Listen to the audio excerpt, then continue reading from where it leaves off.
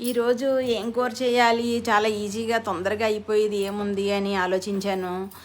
సరే పప్పు టమాటా వండుదామని రెడీ అయ్యానండి. ఒక కుక్కర్ తీసుకొని ఒక గ్లాస్ పప్పు వేసి 2 సార్లు శుభ్రంగా కడిగి, ఒక గ్లాస్ పప్పుకి 2 గ్లాసులు వాటర్ పోసి, 4 టమాటాలు 4 పచ్చిమిర్చి కూడా శుభ్రంగా కడిగి ఈ పప్పులో వేసి కుక్కర్ మూత పెట్టి స్టవ్ వెలిగించి 6 విజిల్స్ వచ్చిన దాకా ఉంచి స్టవ్ కట్టేసి ఒక 15 మినిట్స్ ఆగి చల్లారిన తర్వాత కుక్కరు పప్పు తీసి పసుపు ఉప్పు కారం సరిపడా వేసి పప్పు మెదుపుకుని పక్కన పెట్టుకుని స్టవ్ వెలిగించి బాండీ పెట్టి ఒక 3 గరిటెల ఆయిల్ వేసి ఆవాలు జీలకర్ర వెల్లుల్లి ఎండుమిర్చి కరివేపాకు తాలింపు వేసుకుని ఇది కలిపి పెట్టుకున్న పప్పు టమాటా ఈ తాలింపులో వేసి ఒక 2 మినిట్స్ స్టవ్ పైన ఉంచి కట్టేసుకోవాలండి.